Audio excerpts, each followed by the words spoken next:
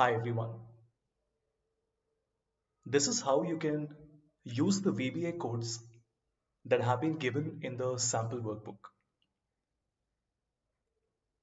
You will first have to enable the developer tab. To do this, go to File and click on Options. Select Customize ribbon and then simply enable the developer tab.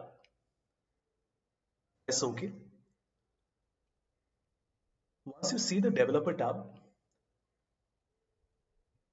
click on the first button, which is Visual Basic.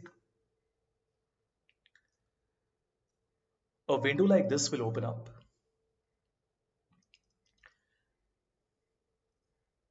Now on the left side, you will see a number of different Excel files.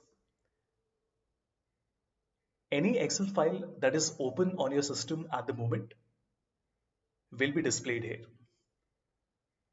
Now presently, we are working in this workbook, which is Havisham Consulting underscore free VBA codes. When you open it and go to modules, in macros, you will see that all these codes have been given to you. For example, this is a code that I have with me right now. But how do you use it?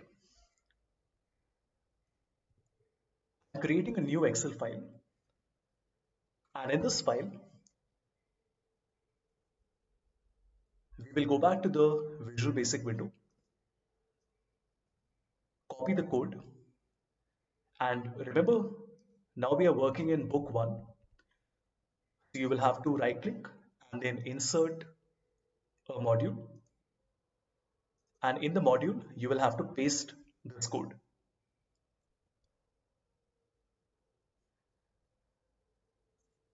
At the bottom, I will click on the plus sign and insert a few more sheets. If I've selected 4 sheets and I hide it, and if I want to unhide them, I can go to developer, click on macros, and then you will see the code will appear here, which is unhide all worksheets. You click on run, you will notice that in one click, all the sheets have been unhidden. Let me go back to Visual Basic, and from the free VBA codes workbook, this time I will copy the very last code, which is create table of contents. Copy the entire code, come back to the workbook that you are working on, paste the code, and now when I click on macros, it says create table of contents. When I click on run, it will automatically create a new sheet called TOC, and you can see there is a list of all the sheets along with the hyperlink. Quick recap. You will first have to enable the developer tab. After that, all the codes have been given here. Simply copy the code that you want and paste it in a module in the workbook that you are working on.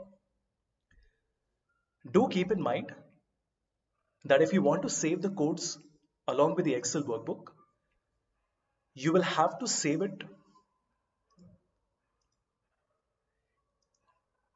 as a Excel SM, which is a macro enabled workbook.